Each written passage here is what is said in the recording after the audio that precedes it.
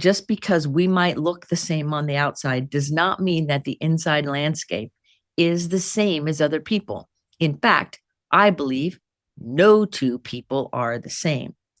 But what I also believe is if you're gifted and you're neurodivergent, there are some differences that are palpable and that can really get in your way.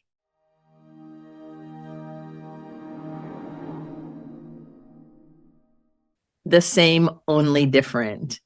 Being gifted out in the wild. Hi, friends. It's Diane, and I'm here at Someone Gets Me, thinking about what it's like being gifted and neurodivergent out in the wild, like out in the world, right? It's one thing when we're all together and we get each other. It's another thing when we have to deal with the outside world. And so there was a phrase that my very good friend is we were growing up with when we were in high school. We used to say it's the same but different. That phrase just popped in my head, and I thought I'm going to do a show about the same but different because that's how it feels. See, giftedness and neurodivergence, some people call it a disability. I would call it more of an exciting challenge, but it's not seen necessarily on the outside. But there's a whole different world going on the inside of just about every gifted person I know. And if they've got some neurodivergence going on, then we're sure it's in there. And so what happens is we look normal, whatever that means, right? We look regular most of the time. And yet our processing is different. Because see, a gifted person's brain has an asynchronous development. So we develop differently.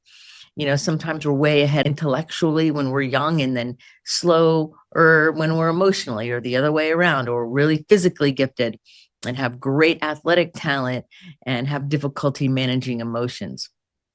I know you've heard the phrase too smart for your britches, right? Because sometimes the intellect of a gifted person takes a minute to let the common sense kind of kick in. Right? Like that happens. I was told when I was younger that my bladder was too close to my eyes because I was so emotional. So I was made fun of by my own mother actually for that, because I was always getting the message that my emotions were somehow too much or not right or something was wrong. And really nothing was wrong. I remember when I was in third grade, I think, and I came home from school, my feelings were really hurt over a situation in PE class. I don't remember the situation exactly, but I remember that it really bothered me. I think it had something to do with tumbling, and I didn't like land things at the time. I was more into the water, so I can only imagine what that was. But I remember coming home and I was really upset and I was crying, and I go and I crawl in my mom's lap to get comfort and care. And she held me and everything. And as she was stroking my hair, she said, "It's okay, honey. You're different than all of them. You'll see, you're not like them." I see now my young self didn't understand what that was at all. So clearly my mother could see it and she knew, and maybe other people did, but nobody really talked about it. So what about you? Did people really understand? Did you understand from the time you were very young what was happening and how it was you didn't process the world like everyone else? I want to give a whole bunch of different ideas and examples and experiences because I think it's important to honor and understand and realize that just because we might look the same on the outside does not mean that the inside landscape is the same as other people.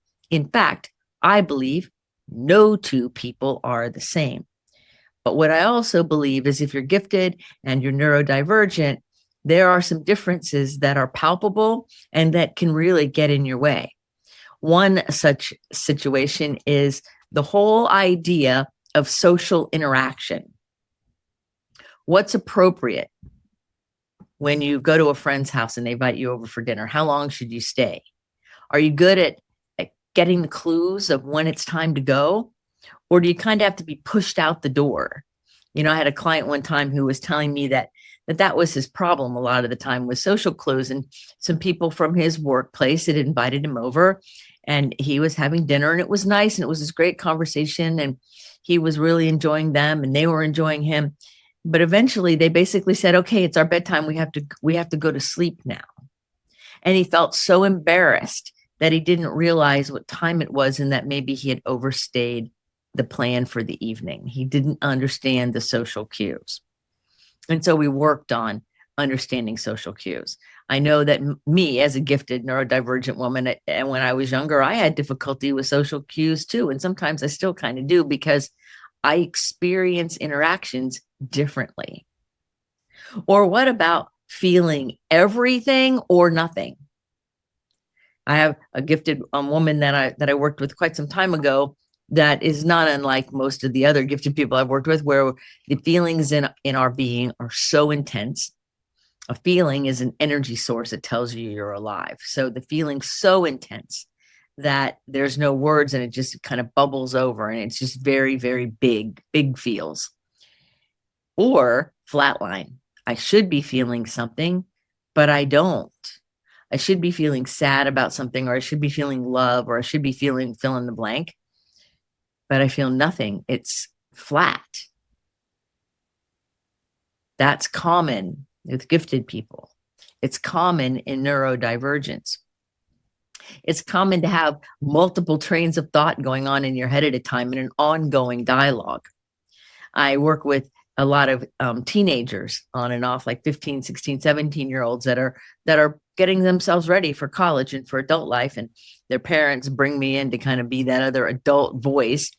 And one of the big things we talk about is what it's like being the only one in your peer group, or one of only a couple people in your peer group who have a dialogue going on in your head and always thinking. And in fact, one of my kids went out and asked all his friends, and nobody had a dialogue going on in his head. He was the only one. And here he thought that everyone had a dialogue going on in their head, but they don't. Not everybody is always thinking about everything and narrating their life. Like, okay, I'm gonna go here and then I'm gonna go there, and almost rehearsing the day in advance in order to do everything and make it. I know a lot of people who are gifted who have to rehearse the day in their head, or rehearse as they're going, in order to feel comfortable, in order to feel safe, in order to get done what they want to get done, and in order to feel like they're grounded and competent. And so I think it's very important for us to realize that that is a very big difference, and it's all on the inside. Not too many people realize that those of us who have this neurodivergence are always narrating what's going on.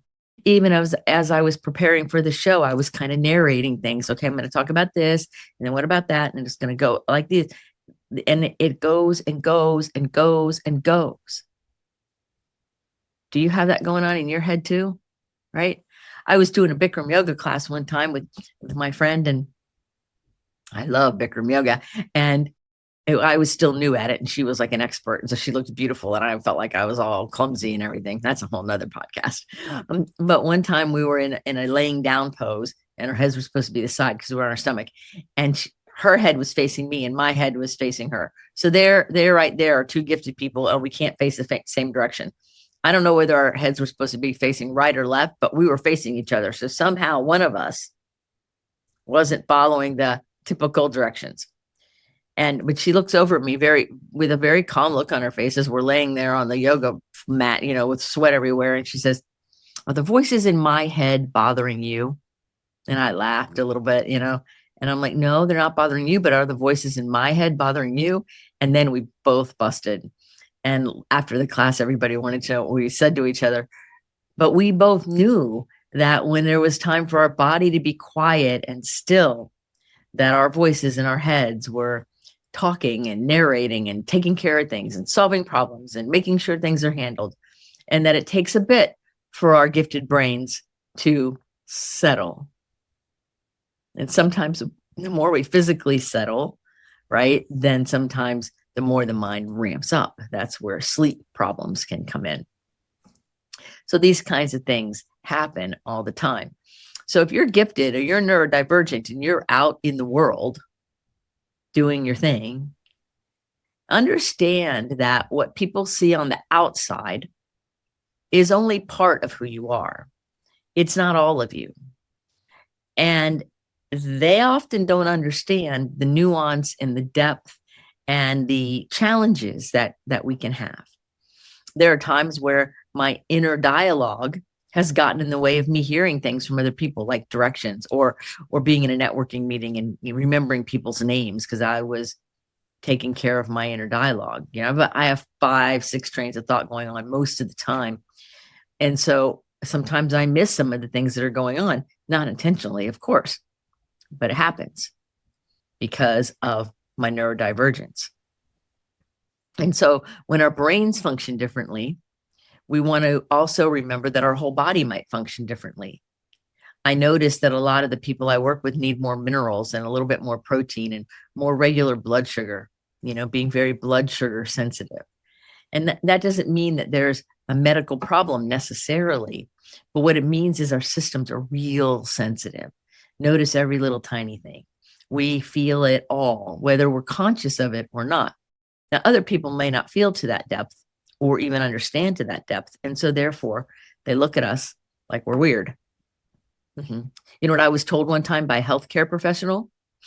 I was told, and I'm not kidding, and this person said they understood giftedness, said they really, they got that part.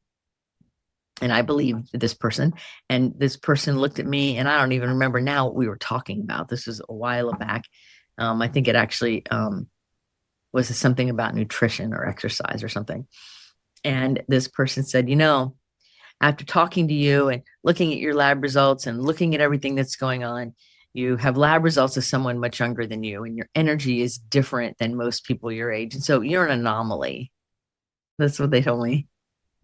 They had no answers or no conversation about the content that I wanted to talk about, other than the fact that I'm different than everyone else my age and I'm an anomaly.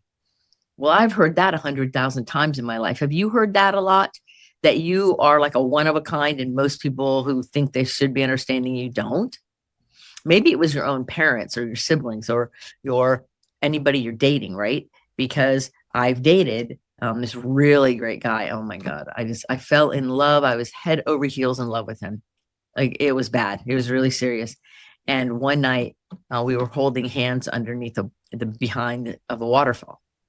And it was just beautiful. And there were lightning bugs. And oh my God, it was just unbelievable. And shortly after that experience, like a week or two later, we were holding hands again. And all of a sudden he jerked his hand away.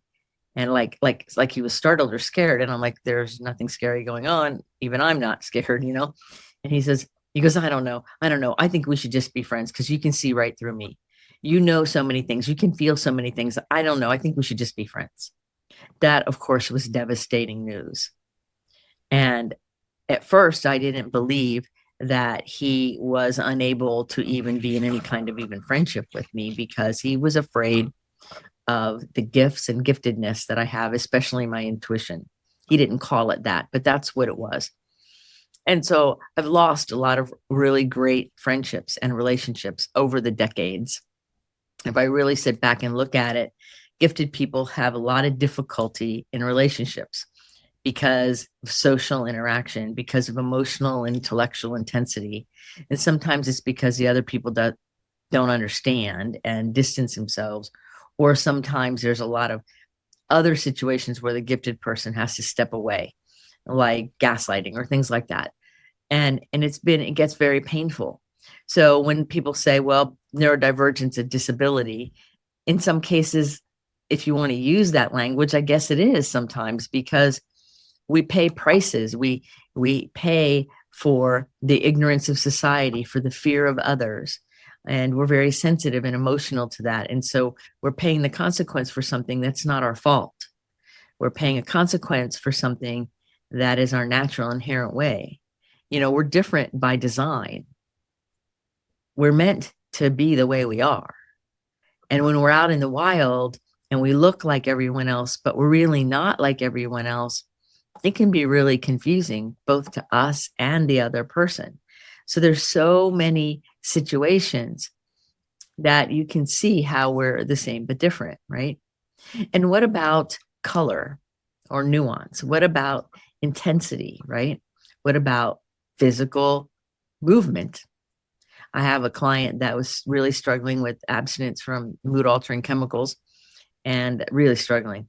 And one day I kept trying to help him see that because he has a psychomotor overexcitability and really needs physical activity, and he was a really good tennis player and rode horses and did all these active things, that he needed to keep doing that he needed to have that physical outlet in order to maintain his emotional health and well-being and stability.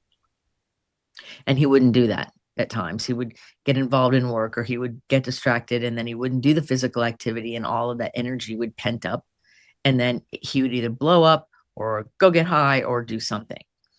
And I kept saying, no, really, it's important.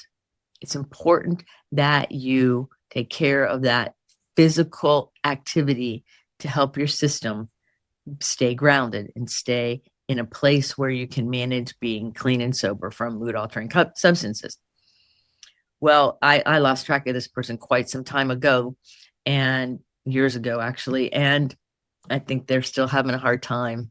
I keep trying to send those words of wisdom, because every once in a while this person will call me, and I'll still take the call, and I'll still try to give the best support I can. But the truth is, when you try to live as a neurotypical person when you're not, and you try to fit into a situation that you're not that, you pay a very big price. And sometimes it's your own happiness and your own safety and your own health and well-being, or maybe it's relationships with yourself or others. You pay the price when you compromise who you are to try to fit in someplace that you don't belong anyway. This person had a lot of psychomotor gifts, and was a very good athlete, and was very skilled at doing physical things. And rather than enhancing that, as he tried to hide it, he ended up having lots of trouble in his relationships with his family. And I think he's been married 2 or 3 times. And in every situation, that was part of it. And he would meet the person when he was being really active. He would stop being active. And then he would start getting irritable and restless. And then the cycle would start up again. And then things would deteriorate over time. And then things would happen, accidents or whatever, physical things. And then it would start all over. Then the person would be kind of grounded, if you will, right? And would do some healing work. And then they'd start the process all over because of not paying attention, that the way their neurology and their system was built by design differently. He was missing a point, and still probably is having a hard time. I hope not. Every day and every time I think about this person, I say a prayer for him, because there's exquisite pain here. There's exquisite pain when you're gifted and neurodivergent, and you're trying to fit into a world that's not meant for you or not built for you. And you look around and there's not too many other people in your corner. That's existential depression. That is really severe loneliness. It comes as a consequence because we're in the minority and there's not that many people around that can support us, really, And so we got to be that for each other. We have to be that voice to say, yes, we are different by design. It's not an ego trip. It's, in fact, if anything, it makes life much more difficult. I had people say, well, you're smart. You can do anything. Your life should be easy. And I'm like, because I'm as smart as I am and I can do so many things, my life is actually harder. It would be easier on a lot of levels to not have ADHD, to not be gifted and just be able to do 1 or 2 things and do those. But that's not how I'm built. Most likely, it's not how you're built either. So there comes a time when we realize we're the same but different. We're human. We have bodies. We do things. We live in this world and do whatever. And yet we're very different on the inside. The way we experience things, the way our senses integrate information, our autobiographies are often different because our trajectory is different because of our brain development. All the parts of us that are nuanced, that are different, but not obvious to the external world by just looking at us, set us up to be misunderstood or feel misunderstood or be looked over or ignored because maybe somebody doesn't understand or doesn't get it. Or maybe you're so intuitive that you can tell somebody's ignoring you even when they're trying not to, right? Like we can feel it before it gets here. So there's so many important things to think about when it comes to being a gifted person, especially if you have neurodivergence or intense sensitivities out in the world. So some ways you can handle this and help yourself in a lot of ways, I guess, would be, first of all, to give yourself a lot of quality time. Whether if you're an introvert, quality time with yourself or with a trusted other, or if you're an extrovert, quality time with others, or whatever that combination is for your unique self, to make sure that you have things paced, to make sure you honor your energy, to honor your energy mapping, to make sure that the way your body and energy wants to work, that it gets to do that. In fact, there's going to be a link in the show notes. If you want, you can get on there and get a copy of a PDF I put together about how to care for your neurodivergent soul, kind of like a little starter kit before the actual book comes out. And in there is how to do energy mapping and map when your best energy is. Like for me, my best creative energy is first thing in the morning, and then I have a little downtime in the middle of the day, and then it comes back up in the evening. And so I'm aware of that. So I try not to force myself to do anything ultra creative and cool in the middle of the day because it's harder. I can, but it's harder. So there's ways you can map out your own way of doing things. It's probably not going to work. I worked with a gifted doctor one time. I was his clinical director, and he owned a treatment center for substance abuse. And it was primarily doctors, lawyers, and professionals because we were doing a lot of work with all the licensing agencies in the state of Florida. And one day we were working, and he had office hours from like 4 or 5 in the afternoon to like 9 at night, a couple of days a week. And one night he looked at me after we were done seeing patients, because everybody he would see, I would be in the room too, to help orchestrate whatever he wanted them to do for their work. And so he looked at me one night and with a straight face, he goes, 9 to 5 hours, 9 to 5, working 9 to 5. Those were designed by normal average people. They were not designed by the smart, more creative people. That doesn't fit us. And I laughed and go, yeah, it doesn't. Now, back then, I didn't really get it all, right? And I don't even know if he understands how profound that sentence was, but it was so true. We thrived. We saw people early in the morning. We took time off in the middle of the day. The two of us, I went to play tennis or swimming, and he went and either went swimming or went out and did some activities. And then we would come back and have office hours in the evening. And it was perfect because we were able to see people on their schedule. We were able to do what we needed to do for people, and we did everything we needed to do for us along the way. So we're the same but different. We are gifted out in the wild. We do it differently. So if you're struggling with your schedule, you're struggling with pacing of things or how things are going, and you're trying to fit into a way of doing things that is not inherently natural to you, I suggest that you slow down for a moment and map out your own energy, map out your own way of doing things, and then say, how can I live and move and breathe within my natural rhythm?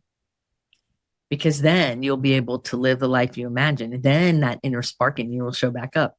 Then you'll be happier than you imagine. And guess what? The world will adjust. It's like a big mobile. You know, you hit one mobile and the whole part moves. It's okay. Everything will adjust. What's most important is that you're living in, I'm getting goosebumps, is that you're living in your authentic self. It's most important that you let your real aligned being show up in thoughts, words, and actions with all that you're meant to be in a humble, gracious way. Because it's in that humility, that being of the earth, that being grounded. That's what humility means, to be of the earth. It's in that your happiness and satisfaction lie. It also invites people who don't understand us to come into our world and maybe understand us a little bit more. So those are some of my thoughts on being the same but different. I'm sure there's more I'm going to think of the moment I end this show, because there's always more. There always is, right? So understand that if you're walking around sometimes and you feel a little off, or you don't feel like you're part of the world. I used to think I was an alien at one point, and maybe I am. I don't know. All of those things tell us that it's time for us to slow down, turn within, and honor who we are, knowing that we are different, and it's not a design flaw. It is a design of beauty and grace and wonder. And you're perfect. You're whole and you are complete. There's no doubt in my mind. So now is a time for you to honor the fact that you are the same but different, that it's okay to be gifted and have neurodivergence and have your own sensitivities. In fact, that's how you were made, because that's what this world needs, you to show up as you. As always, feel free to make a get to know you call with me, or ask any questions if you want in the comments to this show, or through any other way you can contact me, because my goal in the world is to inspire people to be what they're meant to be, to stand in your authority as the wondrous, beautiful, great human being that you are. Until the next episode of Someone Gets Me, to remember, keep your face to the sun so the shadows fall behind you, because you're a rock star. You're here on purpose with a mighty purpose. So go out there and let your light shine, and remind yourself that your same but difference sets you apart for a valuable, profound reason. Until the next episode of Someone Gets Me, this is Dianne saying, be well.